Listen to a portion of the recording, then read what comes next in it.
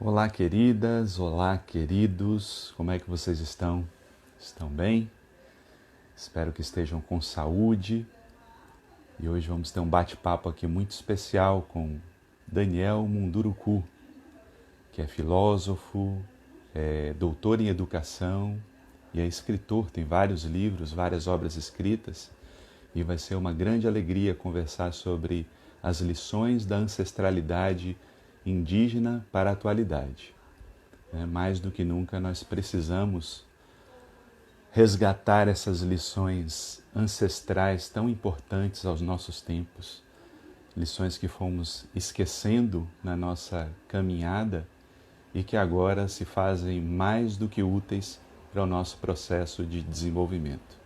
Então, sobre isso e sobre outras lições que o Daniel possa trazer, e eu indico o site dele, entrem na conta dele, Daniel Munduruku Oficial, para ter um pouco da noção dessa luta que já dura mais de 500 anos, desde a invasão portuguesa. Os indígenas travam. Opa, parece que o Daniel apareceu aqui. Vou colocá-lo já para a gente não. Aguardando aqui. Daniel Munduruku, Salve, saudações, meu salve. amigo. Como é que você está, meu querido? Tudo bem comigo? Está me ouvindo bem, Cláudio?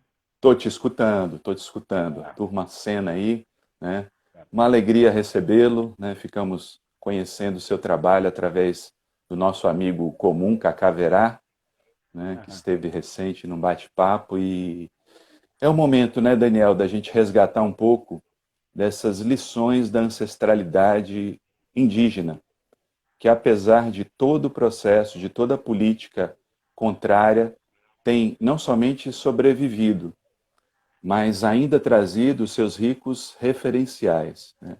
Então, eu gostaria de saber, Daniel, qual é a leitura simbólica que você faz desse momento que a gente está vivendo, né? Especialmente dessa crise de agora, quando se abateu e, de certa forma, chamou a atenção de que esse modelo que a gente vive ele já está mais do que esgotado. Então, qual é a sua leitura a partir da sua tradição, né? Da sua representação desse momento tão delicado que a gente vive?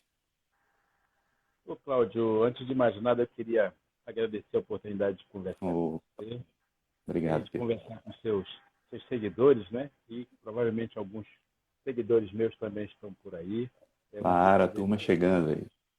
É, e para mim é sempre uma alegria poder compartilhar a partir dessa janela que se abre para a gente, chamada Instagram, internet e tudo mais, né? Sim, A oportunidade de a gente estar compartilhando alguns sentimentos, alguns pensamentos, né, algumas impressões, né, das coisas que estão acontecendo com a gente nesse momento de pandemia, um momento histórico, que a gente precisa também olhar, né?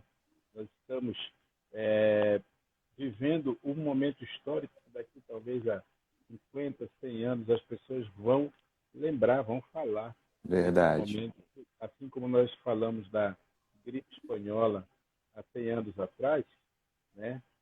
Provavelmente daqui a 100 anos, provavelmente acontecer algo parecido, né? Ou vai estar registrado nos livros de história. De modo Sim, que nós estamos nesse momento, nesse presente, fazendo história, né? E, infelizmente, para dizer que alguns fazem a história mal feita, né? Grande parte daquilo que nós brasileiros sofremos é culpa de um governo inoperante, de um governo que não está respeitando a cadeira que senta, né, que é cuidar dos brasileiros, cuidar de todos os brasileiros da mesma forma, com o mesmo cuidado. E, infelizmente, isso a gente não está presenciando. Mas a história vai contar também sim, essa atuação, situação muito fraquinha, né, que nós estamos vivendo por parte desse governo que de fato não representa a todos nós brasileiros, não é que amamos, aceitamos, queremos, desejamos um país bonito, um país mais igual para todo mundo, né? é Então, verdade. a impressão que eu tenho, você me perguntou sobre essa leitura que eu faço, simbolicamente, eu diria assim que é um momento de recolhimento, sabe? Talvez a natureza esteja nos chamando para esse recolhimento, né? Para olhar mais para dentro de nós, não para nos tornarmos egoístas mais ainda do que já somos, né? Mas e sobretudo para a gente entender a nossa fragilidade, né? Como nós somos frágeis, como o ser humano é um ser frágil e ele plantou essa própria condição, né? Seja, é claro, somos frágeis porque estamos o tempo inteiro sujeitos às, às nossas próprias limitações físicas, mas também, como temos uma consciência de participação na sociedade, no mundo e tal, nós também vamos criando situações favoráveis ou desfavoráveis para que a vida Sim. aconteça com plenitude. E, infelizmente, a gente chegou num patamar de, de fragilidade que é mostrado justamente por uma sociedade que foi sendo educada para o egoísmo, né? Para essa coisa muito individualista, né? E que, se de um lado nos ajuda a crescer, porque olhar para dentro sempre é uma coisa positiva, por outro lado, às vezes nos coloca numa situação de, de poder sobre o outro, sabe? Que, assim, essa sensação de poder e de como essa sociedade é tão desigual, né? Como alguns podem muito mais do que outros. Isso está ficando muito mais claro, muito mais evidente.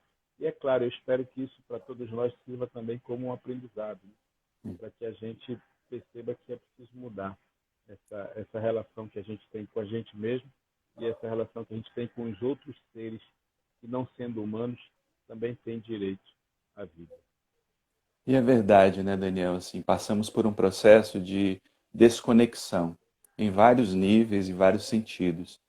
Eu acho que chama a atenção agora, né, essa expropriação da natureza que é feita de uma maneira sistemática e, de certa forma, simbolicamente, fomos afetados por um vírus pequenino que mostra também a nossa fragilidade e o quanto dependemos dessas forças da natureza. Claro que quando a gente fala em tradição indígena, falamos de várias etnias, de várias manifestações culturais, de vários povos, embora muitas vezes tentem restringir, né? Falam da cultura indígena como se fosse a única, a gente sabe que é uma riqueza de manifestações muito grande, né? E de culturas muito grandes, mas que como elemento comum costumam trazer essa natureza animada. A natureza tem vida, a natureza tem força, né? É o rio que é visto como um parente, como um pai, como um avô, como um tio, né? A natureza e suas forças também vistas com essa noção de integração muito grande. E isso nos falta hoje em dia, porque quando a gente parou de reverenciá-los, nos vimos apenas como usufrutuários. A gente pode extrair e, e fica tudo bem. Só que a gente está vendo que não fica tudo bem. Então, de que forma, Daniel, a gente pode resgatar o contato com essa riqueza da natureza que agora está mostrando, né, já mostrou em outros tempos, mas agora, mais do que nunca, está mostrando que nós temos um limite nesse processo de extrair e utilizar de qualquer forma. O que a gente tem a aprender com a natureza? Se você me permite, eu vou ler um pequeno trecho de um livro Claro. que eu fiz, em que eu falo justamente de o que nós podemos aprender com a natureza. É um Ah, livro joia. que eu Mostra procurei pra gente aí a recentemente, capa aí das coisas que aprendi. as coisas que Ótimo. aprendi. Um livro que tem muito a ver com o bem viver indígena, né? Que é, esse jeito da gente falar, né? De integração da nossa vida com o universo ao nosso redor. É tudo isso que nós chamamos de bem viver, né? Não Uhum. viver bem, mas de bem viver, Sim. né? Do sentido de que nós somos seres da natureza. Nós estamos imbuídos dela e ela está imbuída de nós, se nós permitirmos que assim seja, né? Eu escrevi esse pequeno texto a respeito disso, que eu vou que me permitir ler para que os nossos amigos, para que sirva um pouco como resposta disso que Sim, você me perguntou. Diz assim: o que aprender com a natureza? Esse é o título. A natureza é a nossa grande mestra. A natureza tem uma atitude perante o mundo que nos ensina a viver o momento presente. A natureza não dá saltos, como dizem os cientistas, né? Ela segue um ritmo próprio, capaz de cumprir seus propósitos sem jamais entrar em confronto com seus iguais. Sabe cumprir sua missão, sabendo-se parte do todo.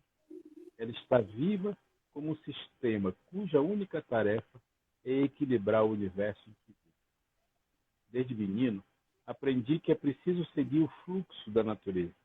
Aprendi que é preciso saber ouvi-la quando se quer saber algo que esteja distante de nossa compreensão. Isso porque a natureza existe desde a criação do mundo e conhece todos os caminhos e todas as respostas. Falando assim, esse convívio pode parecer fácil, mas não é, pois é próprio do ser humano colocar-se acima das outras coisas. Um erro que lhe custa caro, porque ao se distanciar, acaba deixando de ouvir as razões de seu coração. Essa realidade já está posta. O homem, auto-intitulado civilizado, se distanciou de tal forma que parece ser impossível e improvável retornar ao momento inicial. Na verdade, nunca pensei que esse retorno precisasse acontecer. Não precisa. É possível viver em harmonia com o que resta da natureza, mas também é preciso ter uma postura nova e tomar cuidado com o modo de pensar. É preciso mudar de atitude. Não pensar que basta evitar pisar na grama ou que se deve jogar bituca de cigarro no lixo. Isso é educação, não é atitude. Educação é algo externo que aprendemos pela observação ou pelo exemplo dos outros. Atitude é algo interno. É a mudança na compreensão das coisas que nos rodeiam. É saber evitar o confronto quando há outras soluções. Saber questionar as mazelas da sociedade e não deixar que elas se incorporem ao nosso jeito de ser. Saber olhar para as pessoas sem julgá-las por conta da aparência, condição social ou cor da pele. Mas tudo isso é algo que tem de ser feito sem esforço, sem sofrimento. A luta pela harmonia social não pode ser movida por ideologia, mas por uma certeza. Temos todos os mesmos direitos. E é isso que a natureza nos ensina. Ensina a olharmos as coisas como elas são, e não como gostaríamos que fossem. De outro modo, é julgamento. Assim, viver é seguir o fluxo contínuo da natureza, ser parte dela, pertencendo a ela como o peixe pertence ao rio, como a folha pertence à árvore, como o sol pertence ao céu. Simples assim. pois é. É uma reflexão que eu coloco aqui para os nossos amigos, justamente para lembrar, né, que os povos indígenas, as tradições indígenas, são tradições salvaguardadas, todas essas diferenças que você falou, né, são tradições que ainda trazem consigo esse sentido de pertencimento. Né? Nós somos parte, não donos. E é interessante, Daniel, até a própria ampliação da noção de família, não é? Né? Porque quando você me diz assim, a sua família também é o rio, a sua família é a mata. E da família a gente cuida. Com a família a gente estabelece laços de afeto, laços de cuidado. Né? E esse descaso, ele hoje significa doença para a gente. Porque eu fico pensando quantas curas podiam ser descobertas nas matas que foram queimadas, que foram exploradas, que foram, né, de alguma forma, né, assassinadas por conta desse modelo de desenvolvimento criado e que agora se mostra totalmente nefasto. Criamos um modelo de desenvolvimento que atua contra o próprio ser humano, né? A gente está fazendo uma pesquisa, eu e minha esposa, né? Daqui a pouco ela se junta a nós aqui. A gente está fazendo uma pesquisa, na verdade, um documentário sobre a depressão. E assusta, é assustador, Daniel, ver assim a que ponto chegou o vazio do ser humano. E eu pergunto a você, o indígena integrado na sua tribo tem depressão? Pois é, não tem, não tem. Tradicionalmente, essa palavra, essas doenças modernas, né, que a gente vive na cidade, nós que estamos na cidade, inclusive nós indígenas que estamos na cidade, estamos muito sujeitos a isso. Porque, às vezes, é claro, a gente não tem condições de consumir as coisas que a natureza diretamente nos oferece, né? Por conta da correria da Uhum. vida, né? A gente acaba sendo levado a consumir produtos industrializados e que, embora alguns deles extraídos da natureza, são produtos, né, e produtos plantados e plantados muitas vezes com agrotóxicos e tudo mais. Às vezes dá a impressão que a gente está comendo uma cenoura que isso vai fazer bem para a gente, e no final das contas a gente está comendo o veneno que essa cenoura traz consigo, né?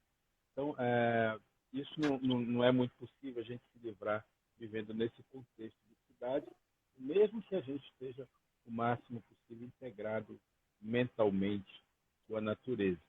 Agora, um povo indígena que vive ainda de acordo com a sua tradição, é claro, a natureza ela é absoluto equilíbrio. Às vezes, Cláudio, inclusive as pessoas me perguntam, né, assim, mas vocês O chamam volume baixo a, aí, se der para tá aumentar. baixo? É, Oi, melhorou? o parente aí avisou que está Oi, baixo. Vamos melhorou ver. agora, será? Melhorou. Tá. Então, às vezes as pessoas me perguntam, né? Você diz que a árvore é seu parente, mas você corta a árvore para fazer a sua casa, fazer sua canoa e tudo mais. Ou você mata o animal para comer e tudo mais. E como é que você se relaciona com esse parente se você o consome, né? E aí eu lembro para as pessoas que o que equilibra as forças da natureza é o fato de que a natureza ela se regenera o tempo inteiro, né, se alimentando de si mesma, né?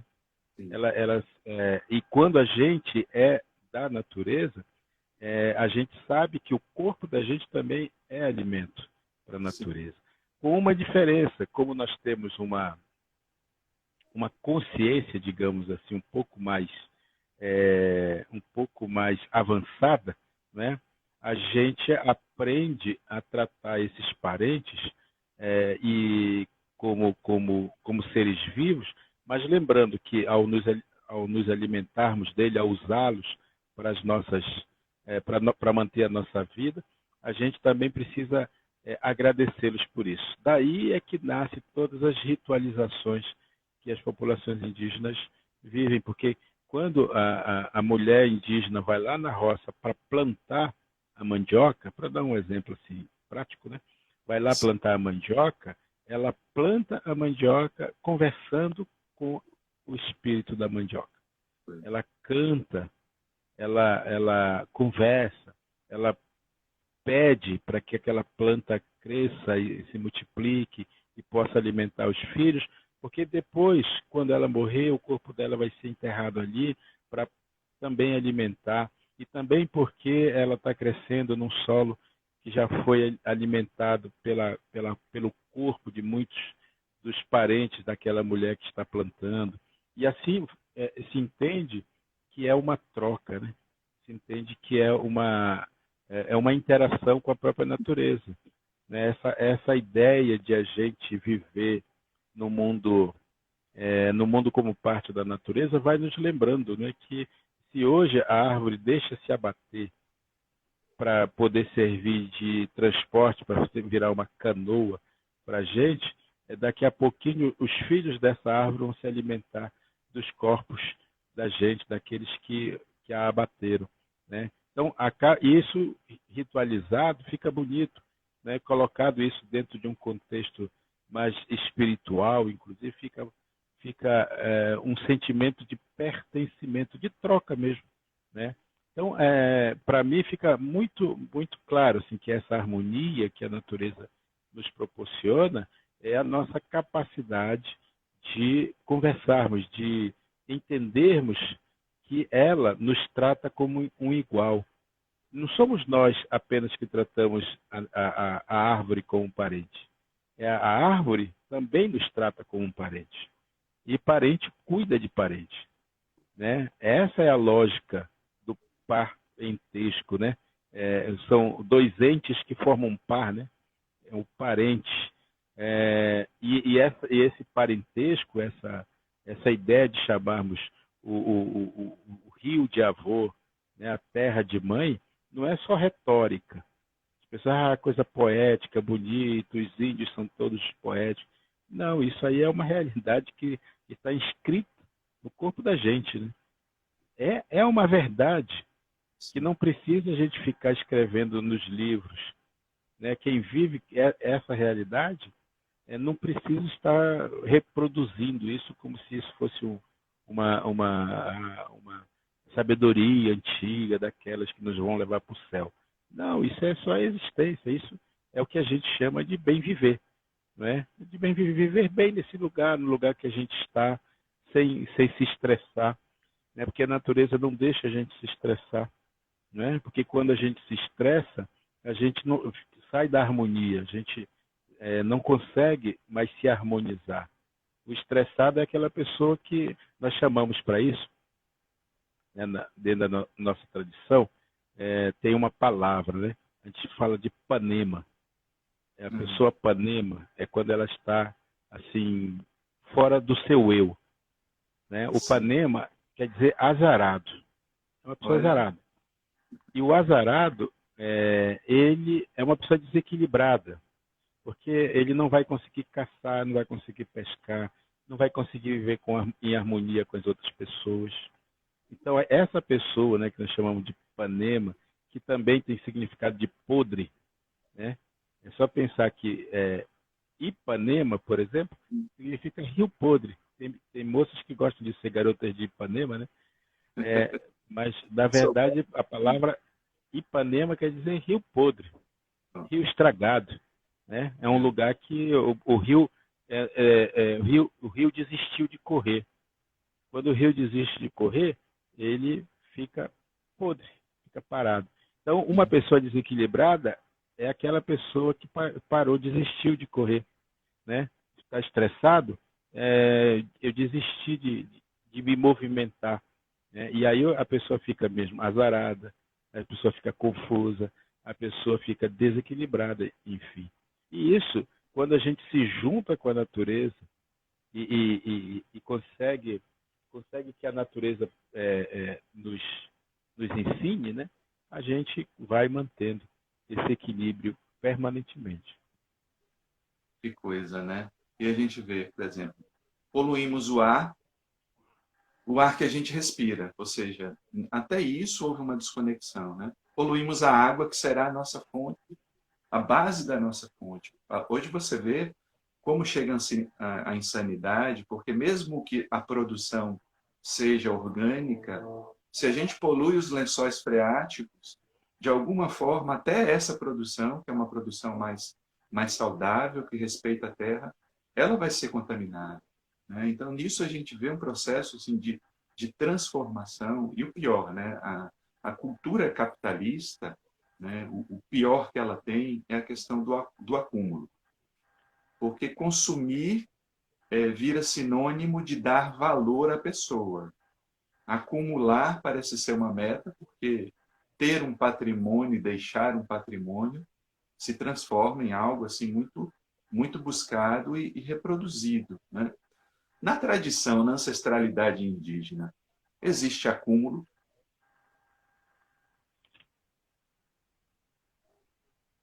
Se a gente pegar apenas a tradição em si, esse acúmulo não vai existir nunca. Não vai existir nunca. Primeiro, sabe por quê? Porque o povo indígena, de modo geral, só para lembrar para os nossos amigos, nós estamos falando da presença ainda hoje no Brasil de 305 povos. né, sim. em diferentes graus de contato com a sociedade brasileira. É. Tem povo que tem 500 anos, tem povo que ainda pode ser contactado e tem aqueles que ainda sequer foram contactados. Então, essas são realidades diferentes. Cada uma dessas realidades, elas vão se organizar de acordo com o seu desejo do bem viver, né? E cada um desses povos tem uma maneira muito particular de olhar para o mundo e responder ao drama da existência. As pessoas, eu repito, né, acham que os povos indígenas são anjos. Não são. Os povos indígenas, a população indígena, são gente. E onde tem gente, tem conflito, tem briga, tem confusão, tem ciúme, tem sentimentos bons e sentimentos ruins, né? Essas populações são, portanto, estão dentro de uma relação de conflito o tempo inteiro, porque toda relação gera conflito. Sim. Só que essas populações, elas fazem exatamente isso, elas criam um jeito de existir dentro desse mundo, dentro do mundo que elas criaram para si, dentro de cada povo, né, dentro de cada cultura, é, e esse jeito dá respostas adequadas, necessárias, para quando esses conflitos surgem, eles possam ser resolvidos de uma maneira, da melhor maneira possível. Né? Essa é a primeira coisa importante lembrar. Essa generalização que se faz, os índios são assim, as histórias de índio, o casamento de índio, tudo isso é simplesmente o reflexo dos estereótipos que foram sendo criados e colocados na cabeça das pessoas ao longo da história, né? Inclusive trazido pela literatura e trazido pela própria escola. Então, é essa relação que a gente tem com as populações indígenas, que os brasileiros têm com a população indígena de uma maneira geral, ela é fruto de uma educação que foi sendo passada e essa educação ela foi reproduzindo estereótipos, modos negativos de olhar para essas existências. Isso servia, inclusive, para justificar a eliminação desses povos, né? Colocando-os como inferiores, colocando-os como selvagens, colocando como os desnecessários, colocando como aqueles povos que atrapalham o progresso e o desenvolvimento da nação. Essas baboseiras todas que foram sendo reproduzidas ao longo da história e que de tanto se falar, de tanto se repetir, a gente acabou achando que era verdade, né? E aí a gente não deu a oportunidade desses povos se posicionarem. E até hoje isso acontece, infelizmente, né? Então toda essa relação que esses povos têm, todas essas culturas, no diferente grau de contato que tem com a sociedade brasileira, nos leva a compreender que esses povos eles se entendem como seres de passagem. Seres de passagem. A vida é uma passagem. E quem é passageiro não pode carregar muita coisa. Vou contar para vocês uma coisa que tem no povo Munduruku. Aliás, lembrar para as pessoas que eu sou oriundo do povo Munduruku, um povo que está em 3 estados brasileiros: Mato Grosso, Amazonas e Pará. Eu sou do Pará. Resido atualmente no estado de São Paulo, há muitos anos já, mas sou originário do Pará. O povo Munduruku é um povo guerreiro, de tradição guerreira, né? Do tipo guerreiro espartanos, assim, né? Aquele tipo de guerreiro que conquistador, né? E uma das coisas, uma das características desse povo, por exemplo, era cortar a cabeça dos inimigos durante as batalhas, daqueles inimigos valorosos, valentes, né? Para fazer troféu de guerra. Isso, claro, tem todo um simbolismo que não vamos explicar aqui agora, mas é um povo guerreiro, de tradição guerreira. E todo povo de tradição guerreira é um povo nômade. Uhum. E quem é nômade não acumula. O nômade ele está sempre de passagem. E por estar de passagem, ele não acumula riqueza. A riqueza maior dele não é o bem material, né? A riqueza maior é o orgulho dele conquistar as coisas. Aí, entre o povo Munduruku tem uma tradição que, é claro, hoje em dia não existe mais, mas pensando como tradição, né, antiga, a gente costumava construir as nossas casas para durarem no máximo 5 anos. Depois de 5 anos, a gente colocava fogo na casa. É claro que a gente tirava as pessoas de dentro antes, né? Mas a gente colocava fogo na casa. Cada pessoa que morava naquela residência podia sair da casa levando somente aquilo que ela pudesse carregar.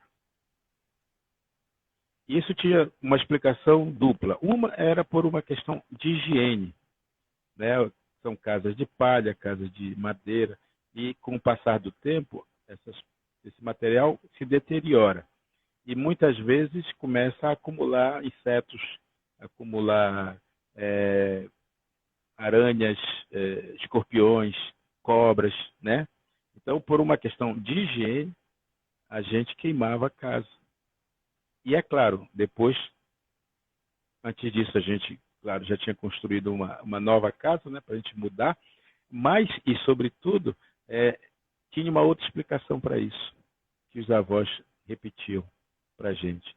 A gente queima a casa da gente, para a gente, primeiro, lembrar que a gente está de passagem por esse mundo, que esse lugar não é meu, né, que eu não sou proprietário disso, que eu tenho que deixá-lo, tenho que saber deixar esse lugar. Segundo, a gente queima todas as coisas para que a gente possa escolher aquilo que é mais importante para a gente carregar. E aí você escolhe aquilo que é significativo naquela mudança, né, para você depois levar consigo, né, e carregar na memória outras tantas coisas. E o terceiro elemento, né, que os avós lembravam para a gente é de que toda a terra é sagrada. Porque naquela casa, no chão daquela casa, a gente enterrava nossos mortos. O povo Munduruku não tem cemitério, essa ideia de um lugar que é um cemitério, né, para enterrar os mortos, como tem na cidade. Lá a gente enterra os mortos dentro de casa. Então, quando a gente sai para um outro canto, queima aquele lugar também está guardando os nossos avós. Com o passar do tempo, a gente nem sabe mais aonde é que estão os nossos avós. Conclusão, tudo vira território sagrado, né? E protegido pelos parentes árvores, parentes seres que estão por ali. Isso faz com que a gente não acumule coisas, não é importante acumular as coisas, né? Nos lembrar que a vida ela é frágil mesmo e que a gente está, de fato, apenas de passagem desse mundo. E isso é uma verdade incontestável para todos nós, tenhamos ou não dinheiro, tenhamos ou não riqueza, né? É incontestável, vai acontecer. Mas, sobretudo, a ideia, né, de pertencimento. A gente pertence àquele lugar, né? E a gente vai lidar com esse lugar de maneira tal que ele também vai ser sagrado, porque ele guarda consigo o corpo, né, dos nossos antepassados. Isso é o bem viver. Isso é a compreensão de que nós podemos viver com pouco, né? Porque isso faz com que a gente não se envaideça, né? E viver coletivamente, né? Em que uma pessoa, um grupo, uma família tem que estar o tempo inteiro unida para se sustentar, né? Para que um sustente o outro. Né? Sustentar não no sentido econômico, mas também nisso, mas sobretudo no sentido da moral, né? Da relação moral entre as pessoas, né? Isso é organizar a vida em sociedade, ter esses limites, né? Em que as pessoas podem viver bem numa coletividade onde ninguém passa fome, onde não tem o que são mais que outros, né? Mas cada um tem os seus talentos, as suas vocações para ajudar, fazer com que aquele coletivo viva bem, né? E que as pessoas possam cumprir a sua passagem pelo mundo de maneira honrosa e feliz. Isso é bem o ensinamento desse momento, né? Na verdade, assim, a gente está vendo tantas mortes, né, vindo de uma maneira muito intensa, e a gente perde essa noção que somos nômades, estamos todos de passagem, né? E essa ilusão de um consumo, de um acúmulo excessivo, ela se transforma numa doença no nosso modo de ser, né? E isso a gente perdeu, né? Infelizmente, a gente perdeu do nosso DNA, né? Essa Iris aqui chegou aqui, né? Tudo bom, Daniel? Se Como juntar a vai? nós aqui. Temos algo em comum que é bem característico, né? Tanto a minha bisavó quanto a bisavó dela, uma das bisavós, era indígena da Guiana, da Guiana Francesa. Só que, infelizmente, a gente perdeu a tradição, porque como elas foram provavelmente sequestradas da tribo, né, e chegaram com uma dificuldade linguística muito grande, infelizmente, a história não se manteve, né? Então, assim, né, a gente perde esse fio de conexão e agora a gente precisa resgatar isso, né, trazer de volta. Você sabe, você está me lembrando uma frase antiga não, relativamente recente, do Eduardo Viveiros de Castro, né? Ao ser perguntado quem que é índio no Brasil, o que é o índio no Brasil? Sim. Aí ele dizia assim, né? Costuma dizer assim, né? No Brasil só não é índio quem não é, Sim. né? Só não é índio quem não é. Ou seja, ao menos que alguém tenha vindo de fora, de outro país, esteja vivendo aqui, que seja um brasileiro adotado ou coisa parecida e, portanto, tem toda uma outra tradição que não é a nossa aqui. De resto, todo brasileiro nascido nesse território, nascido de um pai e de uma mãe também desse território, é índio. Índio, assim, nesse sentido, você deve saber que eu não gosto da palavra índio, né? É uma palavra extremamente equivocada, assim. Mas só para assim, exagerar naquilo que eu vou dizer para vocês, né? Quando a gente pensa que o grande problema do Brasil, isso aqui é a minha interpretação, claro, que o grande problema do Brasil é ele não se reconhecer índio, né? Novamente, usando o termo só para fazer o aporte aqui daquilo que eu quero.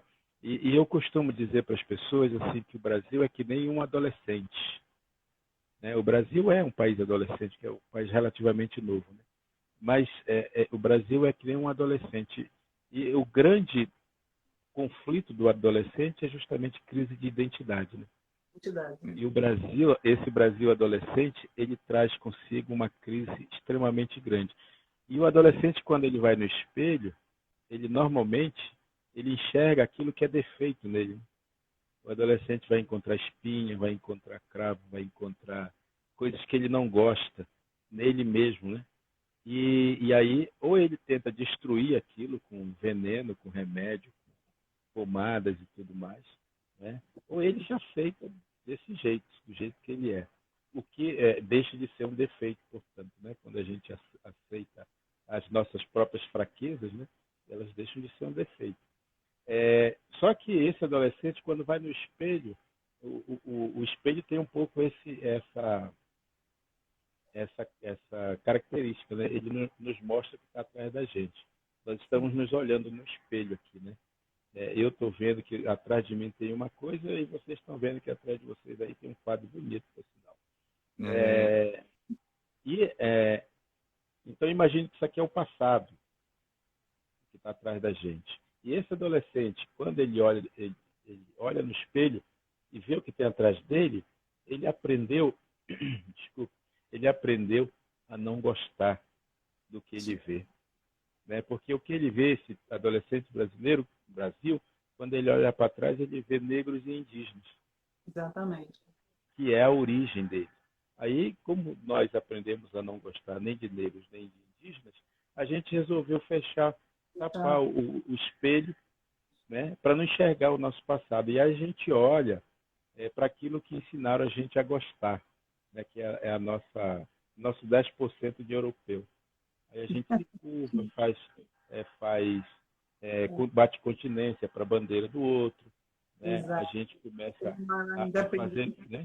Exato, se ajoelhar, né? A lamber botas dos outros. Que é isso que a gente aprende a chamar de complexo de vira-lata, não é isso? Porque a gente aprendeu a não gostar do que a gente é. Eu Sim. costumo dizer, só para não me alongar demais, né?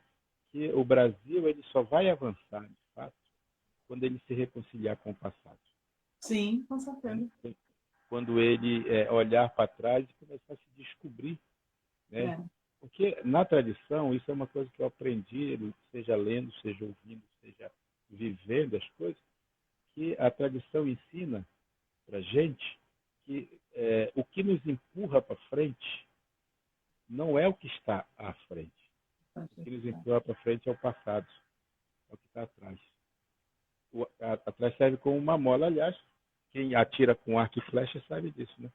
Você quer alcançar o alvo, você tem que fazer né? Tem que puxar para trás algo para ir para frente, né? É assim com o estilingue, né? É assim com tudo, assim que a gente vê. De fato, a tradição vai nos lembrando que o passado é que nos empurra para frente.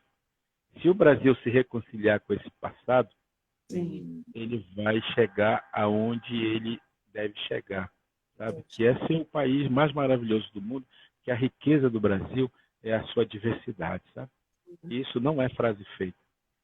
Isso aqui é uma constatação, né?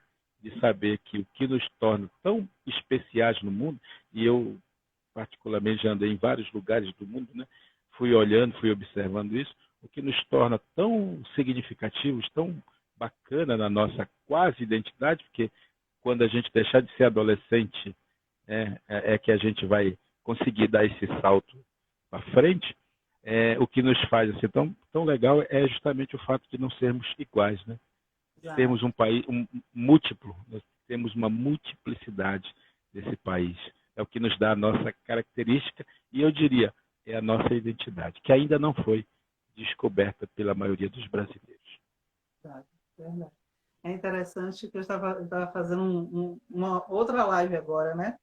A vida da gente agora é essa correria, né? De live em live. Daniel também daqui a pouco tem outra. E aí eu estava falando, você fez uma comparação agora, acho que não existem coincidências, né? Eu estava falando justamente do espelho, desse outro que é o nosso espelho, né? E claro, quando a gente para e pensa nessa história nossa, né? Assim, às vezes eu fico pensando em um nome melhor para a gente se colocar do que foi essa história construída e ao mesmo tempo deturpada, romantizada para a gente, né? Que fez a gente realmente achar que fomos descobertos, né? Eu sempre fico pensando nisso. Tinha um pano em cima do Brasil, os portugueses chegaram e descobriram o Brasil, né? E não há nenhum respeito à história que existia, às famílias que já estavam aqui, à economia que já existia, a tudo que já existia aqui, né? Então, concordo totalmente com você com essa ideia dessa não construção de uma identidade. Então, quando a gente pensa em termos, inclusive específicos, uma pessoa sem identidade, ela se perdeu totalmente, ela está identificada com qualquer outra coisa, né? Então, facilmente ela vai ser conduzida para qualquer lugar, né? É isso mesmo, é isso mesmo. Eu fico assim muito esperançoso. A minha formação é como educador, né? Então eu fico com muita esperança de que um dia a gente vai conseguir chegar a amadurecer, sabe? Esse país vai ficar maduro, né? Como canta o Chico Buarque, né? Um dia, quem sabe, vão cumprir seu ideal, né? Uhum. Quem sabe um dia isso vai acontecer. Eu vi que chegou uma amiga muito querida minha, passou por aqui pelos comentários, a Marisa Foa, uma amiga de muito, muito, muito, muito tempo que nós já nos conhecemos. Eu queria mandar um abração para ela, agradecer a presença dela. A Cassandra também Funiô, né, outra parente que Legal. sempre nos acompanha. Obrigado a vocês todos que estão nos acompanhando. Bom, e é por isso, por conta dessa esperança, é que eu escrevo, né? Eu costumo dizer que eu escrevo por puro egoísmo, na verdade. Eu não escrevo para os outros, eu escrevo para mim. Eu escrevo para eu não esquecer, sabe? Uhum. E uma maneira que eu achei de não esquecer foi escrevendo, escrever para mim. E eu tenho tido a alegria de poder ter percebido que as pessoas também gostam um pouco daquilo que eu escrevo, das Sim. minhas memórias, das minhas lembranças, e que isso faz bem para as pessoas. Então Uhum. isso me dá assim, uma esperança grande, porque eu procuro trazer nos meus escritos exatamente esse sentido, né, de pertencer a esse mundo, né? E, ou seja, de me colocar nesse mundo como cidadão que sou, Sim. esse cidadão que o mundo me tornou. É um cidadão que não é só um cidadão munduruku, né? É um cidadão do mundo todo, que posso andar pelo mundo todo, ainda bem, e levar tanto a minha mensagem para eles, como também receber a mensagem deles. Porque não há nada de mal em a gente saber muita coisa, né? Uhum. O conhecimento não pesa, né? Não. Não pesa, cabe muito bem na gente. E isso eu acho que o conhecimento, essa consciência, vai nos tornando humanos melhores, sabe? Vai nos tornando humanos mais completos, que a gente vai aprendendo justamente com a diversidade. Então é muito Uhum. legal ouvir assim os meus irmãos negros falando, criando coisas, criando literatura, criando arte, criando música, assim, partilhando com a gente, porque é partilha, né? E os meus parentes indígenas do mesmo jeito, criando, fazendo, mudando coisas, atualizando a cultura. Eu acho isso fantástico, né? E todos os outros, né? De todos os outros lugares, né? Os camaradas que vêm de outros cantos e acabam fazendo esse Brasil reforçar a sua identidade múltipla, né? Eu acho isso maravilhoso e eu gostaria muito que as pessoas também tivessem esse mesmo sentimento que eu tenho, sabe? Que é um sentimento verdadeiro, assim, sem falsa modéstia, eu digo para vocês, né? É algo que habita em mim. Eu não faço esforço para isso. É assim. E eu gostaria que as pessoas fossem assim também, né? E ainda bem que existe muita gente que é Sim, assim. é Por verdade. isso a gente conversa, né? Claro. Exatamente. E o educador, por É, natureza, ele tem que acreditar, né? Eu acho claro. muito fantástico nos seus livros também é o resgate da tradição mitológica, né? Nós temos formação junguiana e a psicologia junguiana, ela é totalmente baseada também, né, na construção dos símbolos a partir dos mitos. Agora, a gente vê, aqui no Brasil, perdemos o contato com a mitologia dos povos indígenas, riquíssima Uhum. mitologia. Negamos a mitologia dos Os povos povos negros indígenas. que vieram para cá, dos vários povos negros também que vieram, Sim. né? Ou seja, essa perda do referencial simbólico, ela também faz uma cisão na nossa identidade. Porque é aquilo, né? O mito, ele é vivo dentro da psique, tanto que a nossa própria psique se comunica de forma Sim. simbólica. Quando a gente sonha, né? O sonho é simbólico, né? E a perda dessa linguagem, da capacidade de se deixar envolver por essa linguagem, né? Também traz para a gente uma cisão muito grande que se manifesta nas diversas psicopatologias que a gente vê hoje, né? Da depressão, como a gente citou, né? E de outros A transtornos, própria violência, né? né? Da violência, né? De tudo, né? Então, assim, eu acho fantástico, né? Quando você resgata, Daniel, queria que você falasse um pouquinho desse resgate da mitologia, da Uhum. importância desses símbolos para a recuperação da nossa identidade, né? Para uma vida mais rica. Bom, repito, eu escrevo para mim, Ótimo. para eu não esquecer, eu sou egoísta, eu escrevo para mim, primeiramente. É, justamente para não dar a oportunidade de a minha memória ela entrar em colapso, Sim. né? Uhum. Não para não me deixar eu me perder, né? Justamente nesse mundo que a gente vive, eu vivo nesse mundo que todo mundo vive. Eu estou aqui numa cidade pequena no interior de São Paulo, é verdade, mas dentro desse mundo consumista de acúmulo de riqueza, né? Lutando contra isso, inclusive, né? Sabendo que estão mergulhados nisso, mas sem deixar que isso tome conta da gente, né? Então, aliás, só para não perder aqui uma frase bonita do meu avô, eu tive um avô que foi fantástico, sabe? Uma lição que ele dava para a gente, né? Ele dizia assim, olha, meus netos, só existem duas coisas importantes a gente saber na vida para a gente ser feliz. A primeira coisa, nunca se preocupe com coisas pequenas. A segunda coisa, todas as coisas são pequenas. Fantástico. E ele repetia isso como se fosse assim, mamão com mel, né? Porque para lembrar que não que as coisas não tenham importância, né? Não sejam assim importantes para a gente viver bem, ter um pouco mais de conforto, coisa parecida, mas e sobretudo não deixar que essas coisas tomem conta da gente, né? Que é aquilo que esse sistema capitalista de consumo, de acúmulo de coisas, vai nos colocando na cabeça, né? E vai fazendo a gente esquecer o simbólico, porque a gente fica assim quase que embalsamado nas nossas conquistas, que o sistema vai dizendo que a gente é maravilhoso, que a gente é fantástico, que a gente pode tudo, que nós temos que ser o nosso próprio empresário, que a gente tal. E vai enganando a gente e a gente vai se enfurnando nesse mundo de achar que a gente tem que conseguir acumular coisas para ser alguém na vida, né? O sistema, ele faz isso com a gente, ele engana a nossa... E acaba colocando um cimento em cima do simbólico da gente, que a gente começa a achar que isso não é importante, né? A gente lembra, isso aqui não vai me dar dinheiro, isso não vai me tornar alguém na vida, então isso é coisa de índio, ou isso é coisa de preto, ou isso é coisa de criança, né? Por que eu vou ler um livro para criança, ou um livro de criança?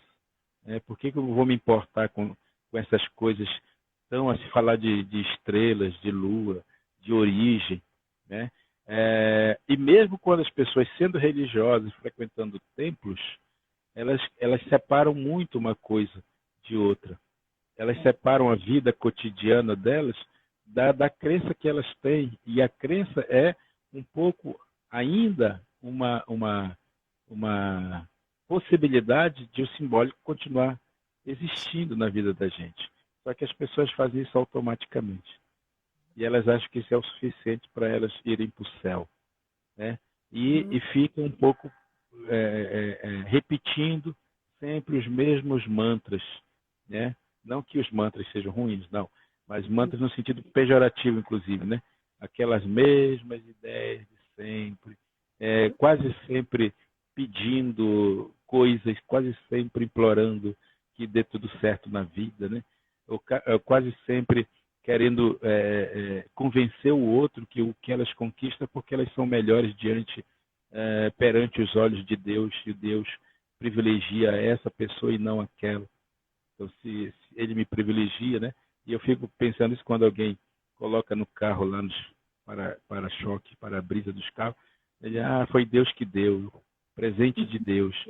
E às vezes um carrinho feio, desmilinguido, dizemos, não senhora, Deus não está legal, né? Com essa gente aí. Não está legal. Enfim, aí esse simbólico ainda existe nas pessoas, eu acho importante, né? Que tem. Infelizmente, a religião também está servindo muito como moeda de troca, né? E mesmo agora na pandemia, inclusive, isso de uma maneira muito escandalosa, escandalosamente horroroso, né? Pessoas vendendo grão de feijão, bento, não sei porquê, e outros acreditando nessa lorota. Então, quer dizer, a tentativa de resgatar resgatar é uma palavra que eu não gosto muito, resgate, né? Essa coisa de bombeiro, parece. E eu não quero ser bombeiro dessas coisas, né? Essa atualização desses sentidos, né, mágicos da existência, que não pode ser também considerado uma prisão para a gente, sabe? Eu lembro para as pessoas que eu venho de um povo tradicional. Mas ser de um povo tradicional significa estar preso ao passado. Tem gente que acha que o índio, e aí novamente a palavra índio dessa maneira grosseira, para dizer, né, que o índio, para ser índio de verdade, que as pessoas se acham no direito de julgar, né, quem é quem, o índio de verdade tem que viver lá no meio da floresta, né?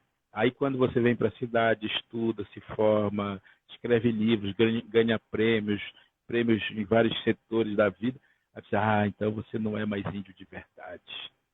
Já se corrompeu, né?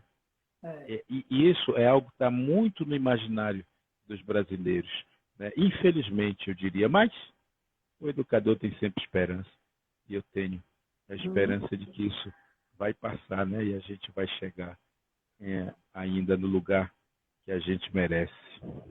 Pois é, Daniel. Daniel, esse tempo parece que rodou rápido demais aqui, né?